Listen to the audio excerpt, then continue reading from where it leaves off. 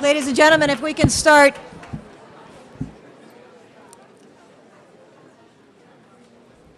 I can't see anybody, which is a really good thing.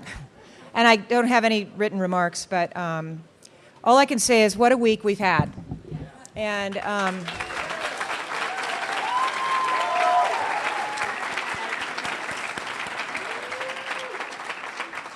was trying to think of all the emotions that we might have had, but without any order, we've danced, we've sung, we've laughed, and we've cried, and we've been inspired by our remarkable speakers, our incredible young scholars, and our wonderful scholars from around the world that have been able to join us over the last 6 days.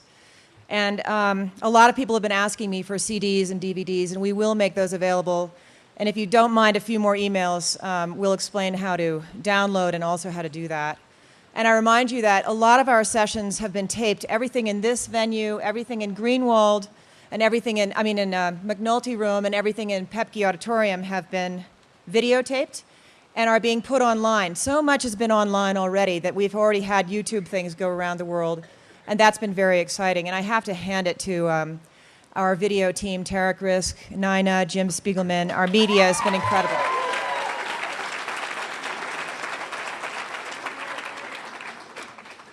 Every Ideas Festival, this is the end of our 5th, we invite a handful of our speakers to give us some parting shots. And with no further ado, I'll invite one of our new fellows. One of the great things the Aspen Institute does is create leadership programs now in regions around the world for young, remarkable entrepreneurs to engage in our values-based leadership training, and so that we may learn from them, they may learn from us, and then they may meet each other and help solve some of the world's significant problems. We now have 1,000 people through the Aspen Institute engaged in the Aspen Global Leadership Network and the Henry Crown Fellowship, and I'm delighted to introduce one of the first fellows from the Middle East Leadership Initiative.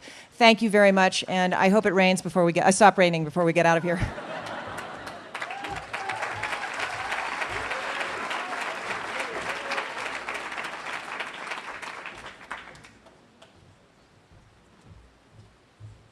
Good evening, everybody. For me, summer is summer and winter is winter. What is this? I know it's where I come from, at least. Well, my name is Lana Abu-Hijleh. I'm Palestinian. I crossed the Atlantic from Jerusalem, where I live and work, to come to this part of the world, hopefully to be inspired, find new ideas.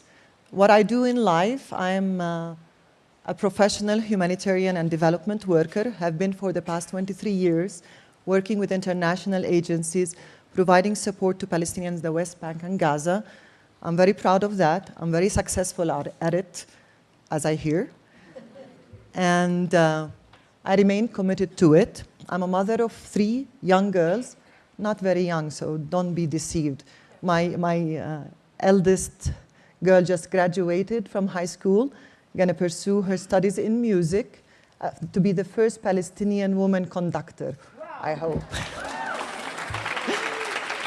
So, as I said, I spent the last 23 years working on eradicating poverty for my people, empowering women, hopefully providing them with new economic opportunities, on a very micro level, building the governance institutions, enhancing democracy, supporting youth, whatever my prime minister was referring to yesterday.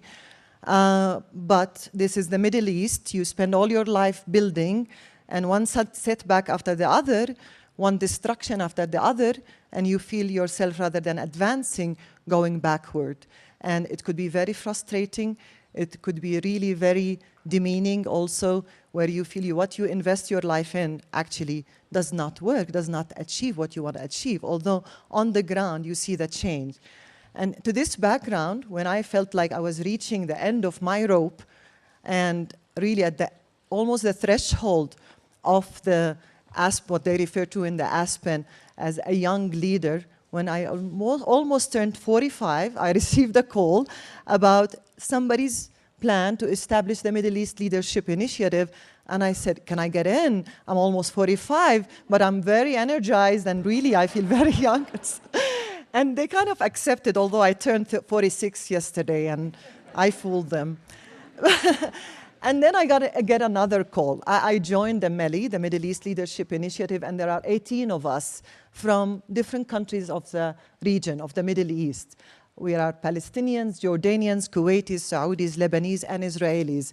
And you can imagine how difficult for putting all that group in one room, and the level of mistrust we went in, but with the Aspen methodology, the level of trust we developed when we stripped all what is around us and basically went down to our human nature, and we were able to connect.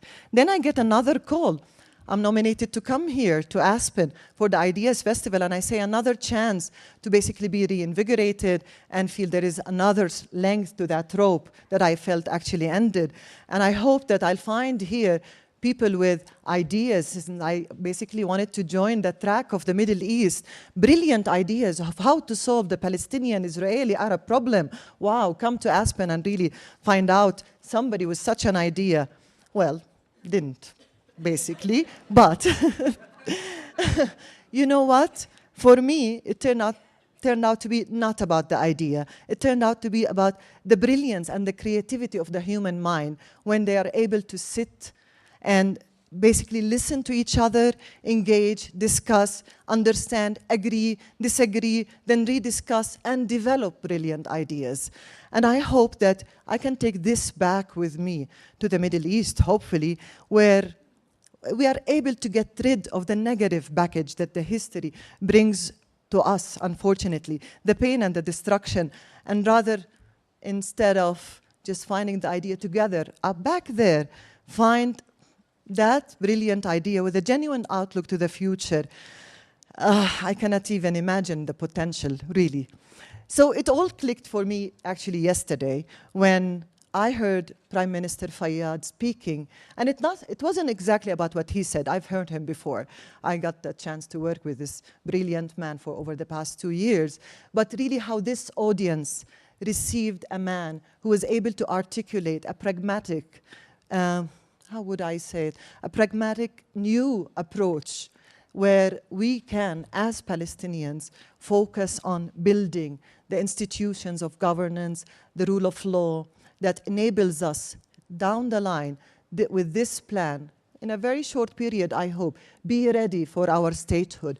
This is what actually inspired me, to see how this audience received a man that was providing an alternative approach, and hope that the world will be able to see the Palestinians' intentions and commitment to actually embark on a different plan for being ready for our future statehood, freedom, achieving our aspirations, not only for the good of the Palestinians, but for the good of the Israelis, for the good of the Arabs, for the good of the Americans, and for the entire region. And I think over the past 4 or 5 days, we've all realized how connected we all are.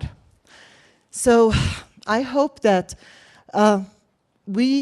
if we are able to implement our plan, then the world will hold us accountable and hold all other parties accountable for really sticking to the map that will take us towards peace, accountable to supporting the moderate voice, accountable for the real effective approach towards achieving peace, and not that allowing the voices and the actions of violence to undermine these moderate voices.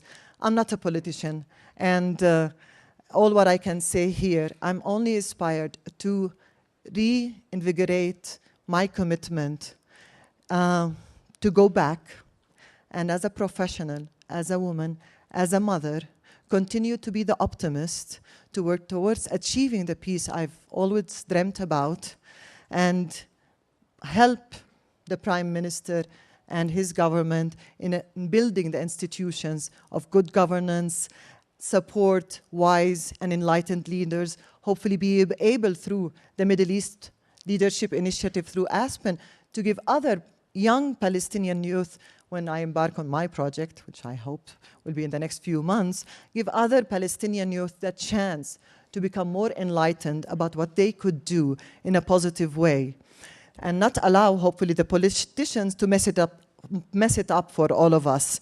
So my children, your children, Israeli children, Arab children would have a different future that solicits the good in our human nature and does not allow the evil and the destructive nature in all of us, it's present in all of us, to win. Thank you very much for this opportunity. It was really wonderful.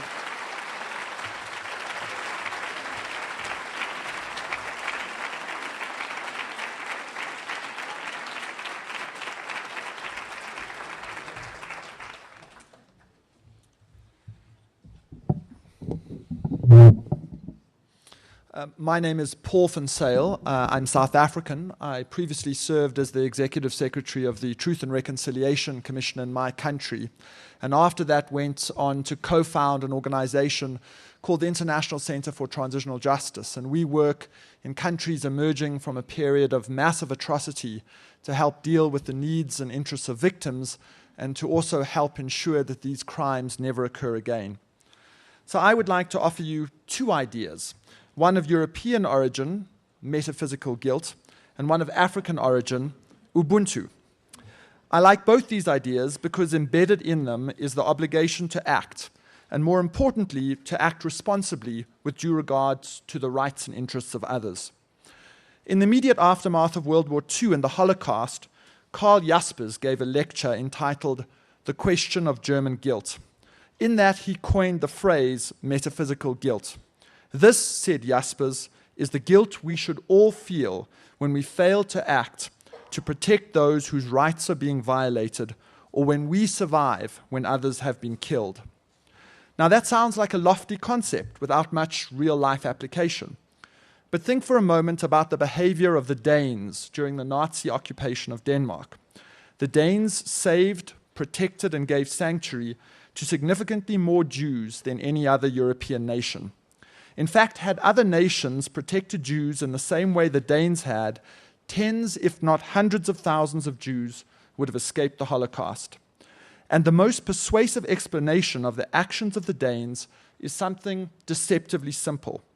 They felt obligated to help those in peril, and they experienced guilt when they failed to act. Suddenly, metaphysical guilt becomes the difference between life and death. Imagine if all of us with wealth and power had a stronger sense of metaphysical guilt. Imagine what that would mean for the Rwandans, the Darfuris, the Iranians, the Congolese, and the Burmese. Imagine if we expanded our moral vocabulary to change guilt from what we experience when we break a diet or buy a second home to what we feel when we sit on our hands when others are imprisoned or led to their deaths. Which brings me to Ubuntu. I work closely with Archbishop Desmond Tutu, and he constantly invoked Ubuntu as the guiding spirit of our work at the Truth Commission. Ubuntu is quintessentially an African concept, which means we are who we are through our connection to others.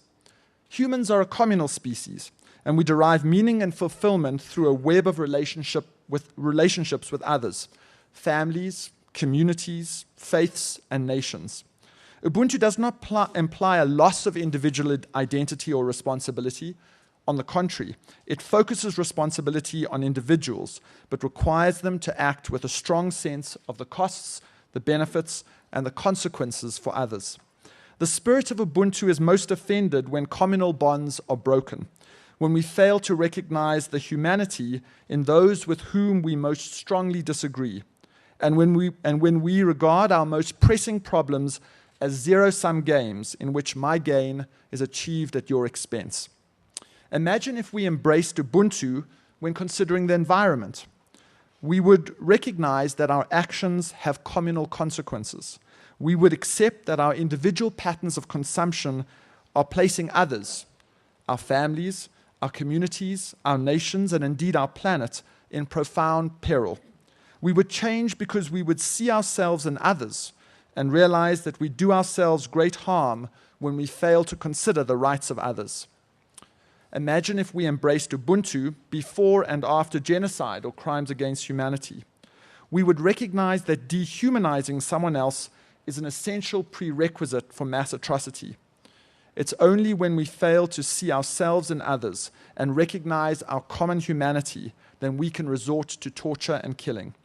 And in the aftermath of violence, when there has been a proper accounting, we have to begin the hard work of rebuilding bonds and connections between citizens and the state, or between peoples who have come to hate each other. Restoring relationships and repairing the strands of a broken social web are as important as rebuilding roads and schools. It's far easier to dwell on difference and rekindle ancient hatreds. Ubuntu is the harder course of action, but I've come to believe that it is vital to restoring shattered nations. And if we all had a little bit of metaphysical guilt, we wouldn't have to deal with the consequences of terrible crimes in the first place. Thank you.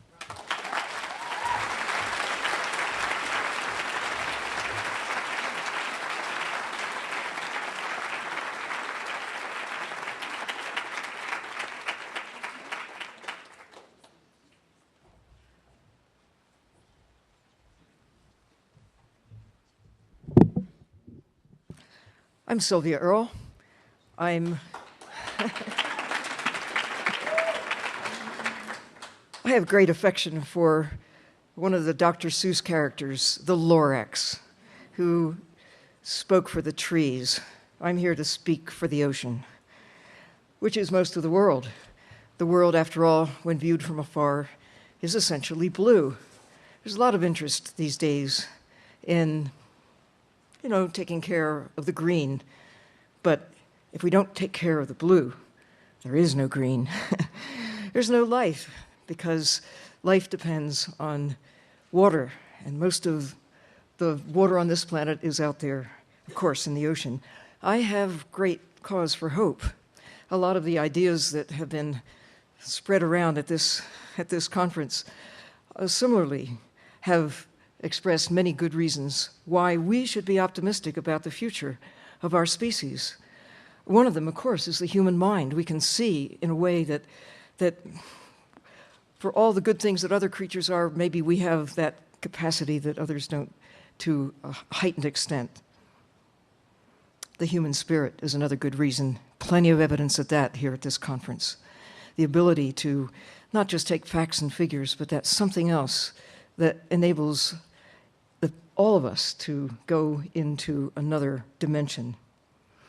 The resilience of nature. Fortunately, nature is resilient. It's put up with us for the history of humankind. Not just the billion around in 1800 or the 2 billion in the 1930s or the 4 billion in the 1980s, but now close to 7 billion, but the planet doesn't get any bigger, but we still breathe air. We're still here. Our ability to endure, however, will really depend on what we do. The lifetime of the people in this room will make all the difference about our prosperity going forward. Another good reason for hope, the kids.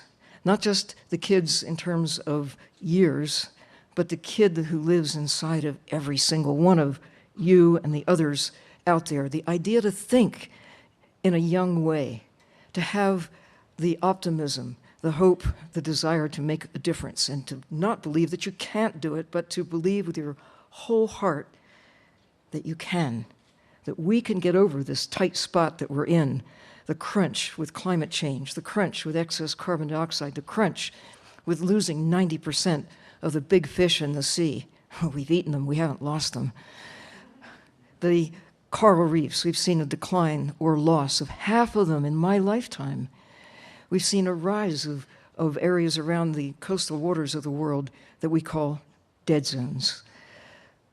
It doesn't have to be that way, and the power to change it is evidenced right here at this conference, in this room, at this point in history. We do have time, not a lot. The next 10 years are likely to be the most important in the next 10,000, because we're right at this pivotal time. That we can use the power that we have to be creative in finding alternative energies, to be creative about different things to eat, to look at the world with new eyes now that we know. And that's the key. And that's the joy of being here with you at this conference. It's about knowing and then taking that knowledge and using it to act in a positive way. Thank you for being a part of the action and the solution.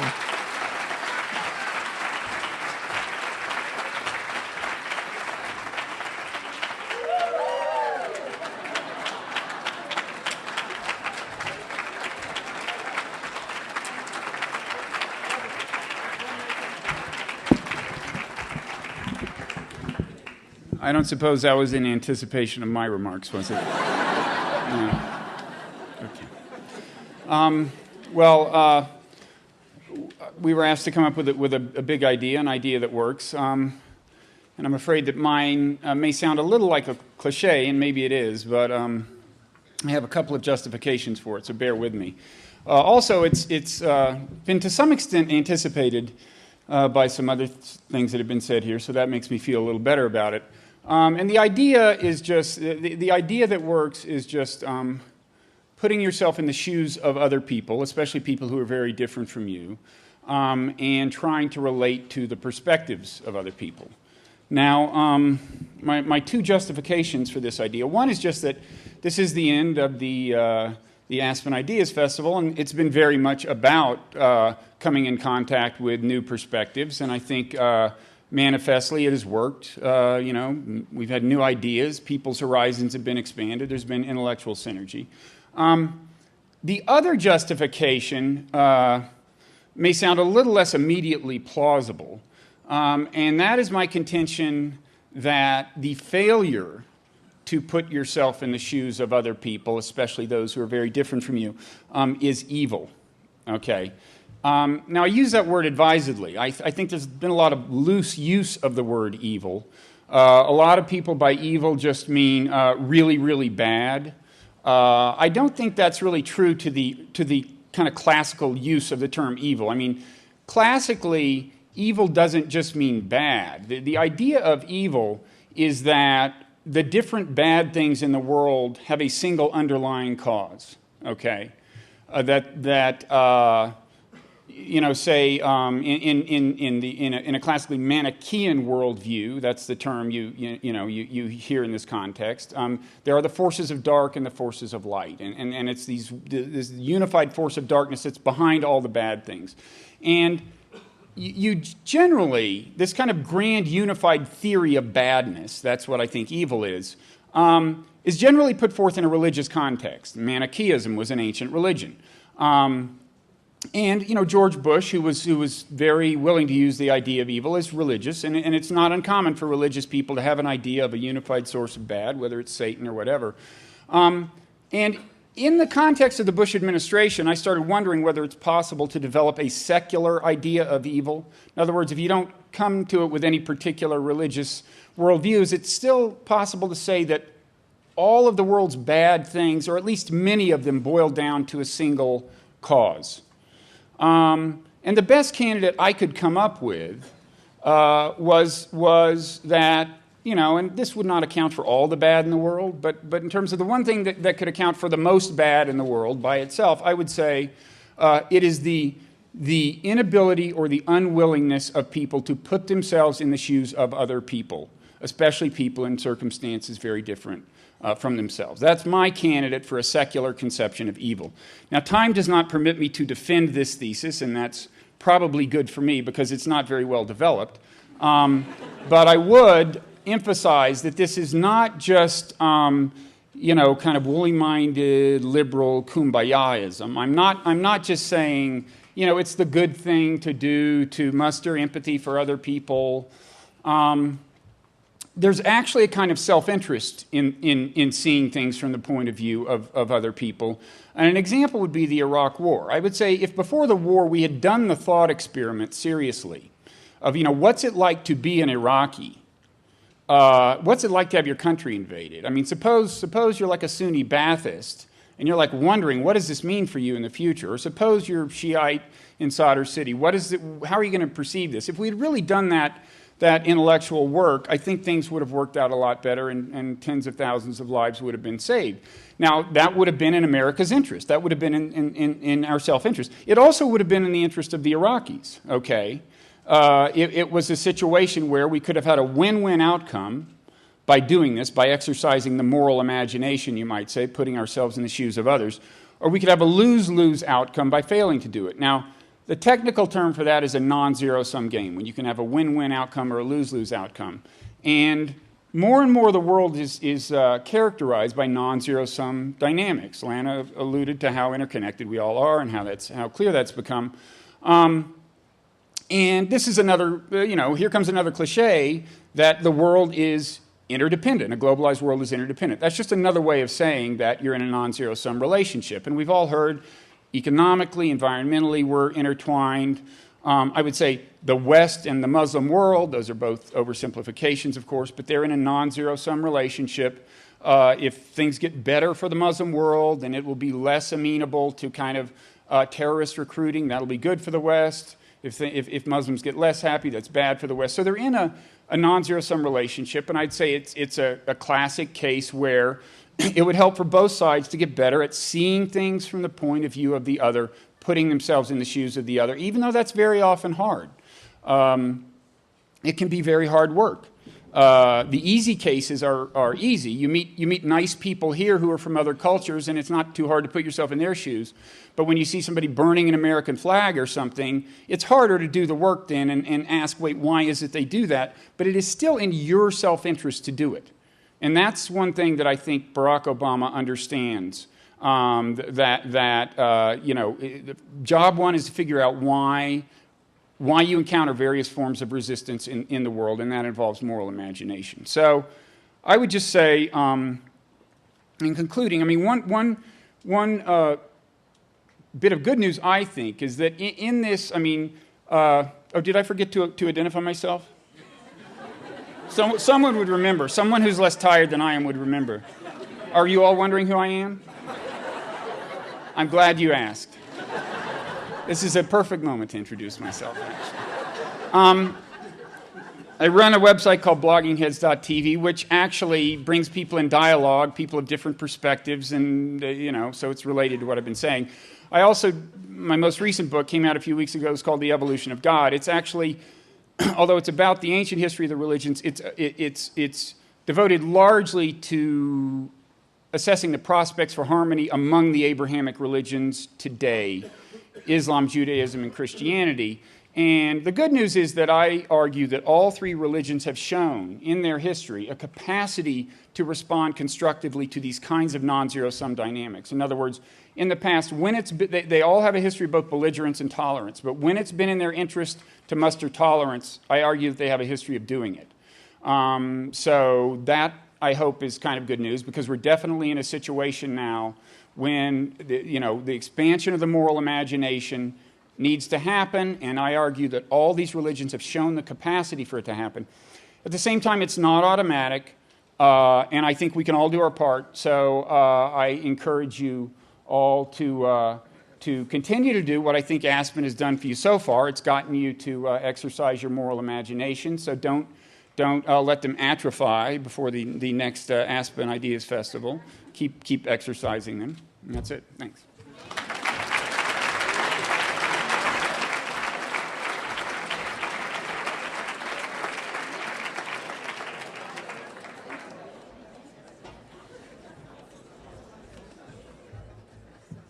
Good afternoon. Hello. My name is Deborah Borda, and I'm a musician, and I am blessed to live and work in my passion. I'm president of the Los Angeles Philharmonic Association. We present music, live music, and education in two iconic locations, the visionary Frank Gehry Walt Disney Concert Hall and an American legend, the Hollywood Bowl.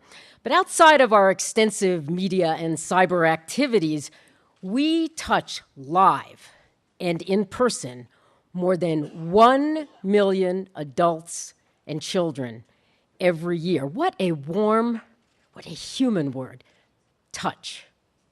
When I was listening to all of these wonderful seminars that have been going on, I was really struck when the brilliant Zeke Emanuel was talking about high tech, low touch. Well, in music, it's just the opposite. We're high touch, low tech.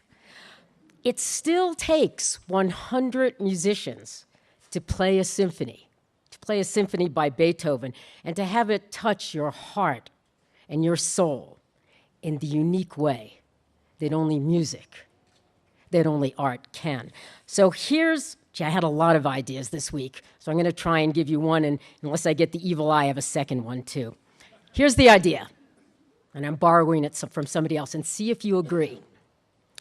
If you put a violin in the hands of a child, she cannot pick up a gun. Do we agree? Okay. Do we see the arts as a vehicle for human change? Do we realize that the economic crisis that we talk about, that we're just a microcosm of society in the arts, we're subject to market forces as well, that the real crisis isn't that we aren't having more concerts and more exhibitions, that the real crisis is the absence of arts education and art in our schools and in our lives. And I think that's an important idea. And I want to celebrate the American visionaries who have been at this conference. Buildings by Frank Gehry, portraits by Chuck Close, or something like an American opera about the moral dilemmas posed by the creation of the atomic bomb, Dr. Atomic by John Adams, or the mayor of Sacramento, Mayor Johnson, who in his first 200 days in office has started a program called For Art's Sake. This is what counts. And the other thing we have to think about is, as we commit ourselves to being here in the 21st century, let's not pretend or imagine that we're still back in the 20th century, because so many of us are living that way, and so many of our institutions are acting in that way. How do we escape that? How do we change that? Well, I think there's a simple way, and that is to seriously commit ourselves, and I will do this, and we are committed to this in our field, to commit ourselves to artists and art of the 21st century. We have a living embodiment of that coming to Los Angeles, and I'm very eager to hear about your 23-year-old daughter, who I hope will be the first great Palestinian conductor. We have a brilliant 27-year-old, Gustavo Dudamel, who represents youth and the Americas, and he's coming to us, and he is the embodiment of that idea, a violin instead of a gun. Thank you very much. Wow.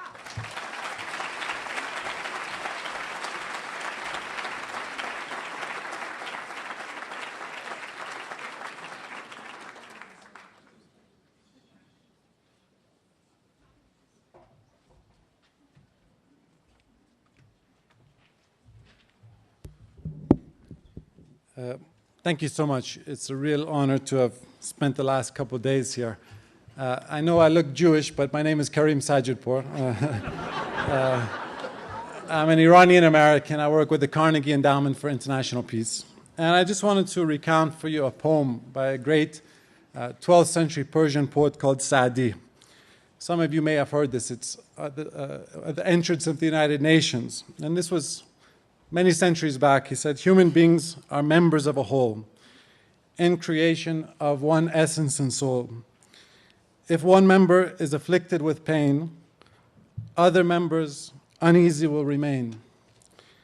If you have no sympathy for human pain, the name of human you cannot retain." And I call this what's I've seen the last year or two especially is the Saadiization of international affairs, in the sense that when you look at the great challenges of the 21st century, climate change, poverty, extremism, Rush Limbaugh, we say that we all recognize that these challenges cannot be resolved by governments alone, and certainly not the US government alone. And these are challenges that require collective action, individual action. And let me just give you, let me take a micro example to make a more macro a point. The last few weeks, I've been following events in Iran very, very closely. And it's been incredibly heartening to me to see via technologies like Twitter and Facebook and the internet and Skype, how collectively people throughout the world have aided Iranians at a time of need.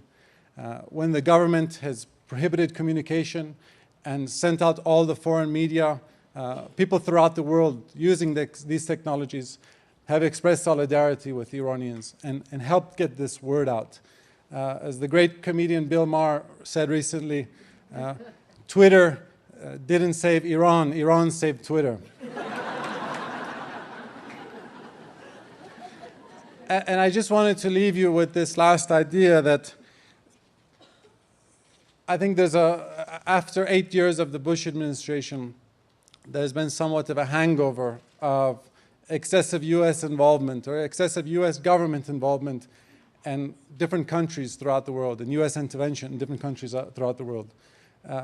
But I think it's absolutely essential that, as many of the previous speakers have said, that we not sit on our hands when these atrocities are happening throughout the world. And it's not U.S. government action, which is necessarily what's needed, but certainly individual action and working as a collective entity to address many of these issues. And coming here to Aspen has, for me, truly been inspiring to see the great will of so many Americans to address these problems throughout the world. So thank you so much.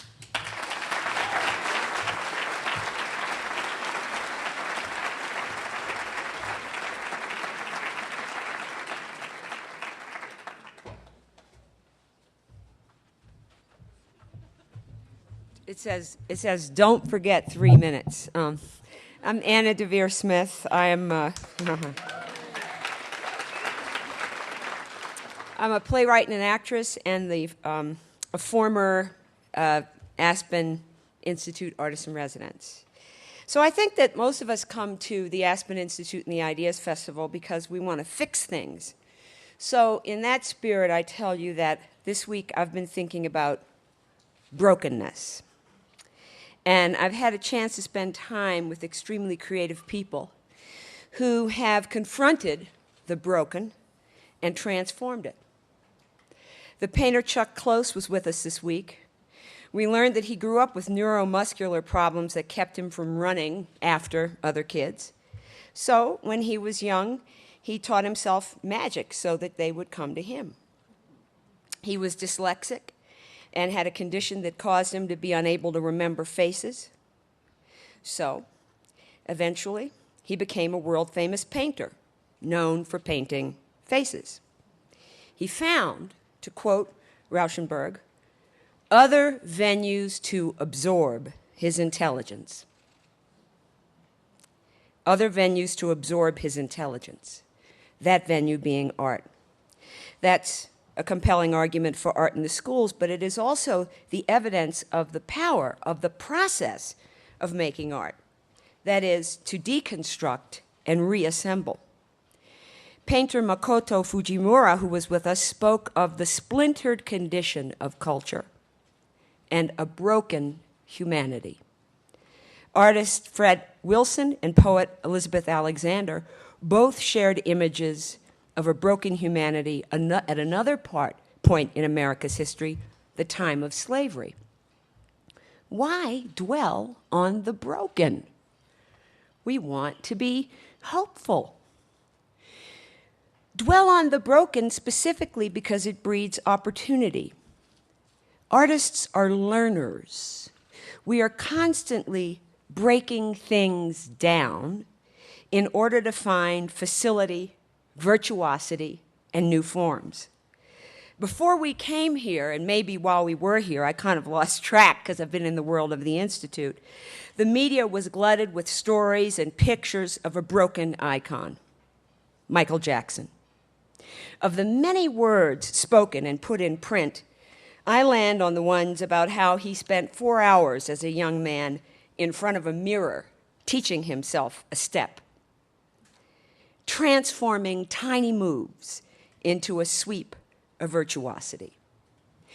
It's the time before we learn the step, the time when we struggle with the step, when we feel there's no hope to ever learn the step, before the dance looks easy, that is the most potent time. In art, for sure. And I think in other arenas where people fix things. And so I feel extremely excited about this broken moment in history. I thought about an interview that I did last year in Los Angeles of Rabbi David Wolpe. Listen to this, quote, "The poet William Blake had a preacher, and someone said to him, you know, Blake is cracked. You know, that he was nuts.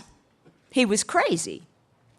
And the preacher said, it's true, but it's the kind of cracked that lets light in." And that has a spiritual implication, because Volpe went on to say, the only whole heart is a broken one. The only whole heart is a broken one. Young William Kamkwamba from the Global Nomads group, hosted here by the Bezos family, is from Malawi. As a young man unable to afford to go to school, he used a 5th grade primer on energy, a broken down primer, and he took broken things from a junkyard and taught himself how to make a windmill. I think we have images of it for you. His fellow villagers mocked him and called him crazy. Those of us who were with the Bezos the other night know that William is a genius, with the kind of cracked that lets light in. He's already presented at the TED conference, after all. And truly, he made the light. His windmill brought electricity into his family's compound. Now, what can you do with your electricity, your high-tech resources? Buy William Kamkwamba's book, The Boy Who Harnessed the Wind, published by William Morrow, certainly. Deborah, support art in your schools and communities, certainly. While the broken pieces of the education system in our country are strewn across the national floor, slip building blocks about arts programs into the mix, certainly. But art is only one form of creativity. So let's go further. Let's study the nature of creativity and rearrange how we think about it. Let's give other people the kind of opportunity that we've had here in this incredible place, where we can move from one way of thinking to another way of thinking. We can learn about things that we don't know about. Let's change the way we think about schools and universities and bring the sciences and humanities together in new ways to learn about what best promotes creativity. Provide places where people from all kinds of backgrounds and all kinds of disciplines can take things apart and put them back together. It's the taking apart, the rearranging, the doing the step over and over and failing with it. That's what we're about right now. It's the most potent time. I too evoke the spirit of Ubuntu. But I think about it in terms of taking creative people of all kinds out of assumed silos and juxtaposing us in new relationships, putting people exactly where you don't think they belong. Thank you for having me with you this year.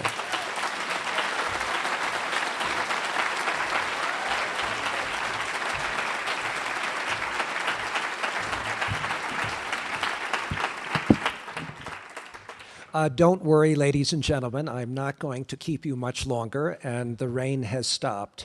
On behalf of the Aspen Institute, there's only one other idea I want to mention this afternoon, and that is that we really do believe that this idea we've shared with you the last 5 years, the Aspen Ideas Festival, is an idea worth celebrating. But it is only an idea worth celebrating if the conversation that we've all had together over a number of days continues in all of your communities over the year ahead, and that not only you share the ideas, but we hope very much that those ideas will lead to changes in behaviors and actions that will make a difference. But before you do go, You won't be surprised. I do want to say a few thank yous, and I could stay here for hours to do that, and I won't. Obviously, I want to thank our sponsors. Kitty also already thanked Jim Spiegelman and his staff. I just want to mention two more people who make all this possible and seamlessly and remarkably. One is Deborah Murphy, to whom we are deeply indebted.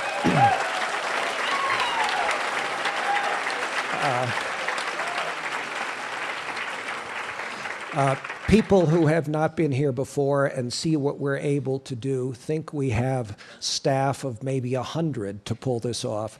And Deborah, with a remarkably devoted and skillful group, largely of volunteers, does that.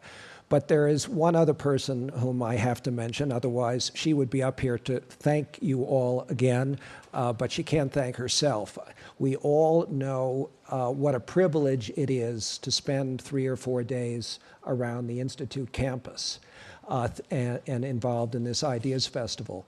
The reason why this is such an incredible success is because one person views it as an incredible privilege to be thinking about the Ideas Festival from 7 a.m. until late at night, not just this 1 week of the year, but every day of the year. And that is Kitty Boone, and I'd like to thank her.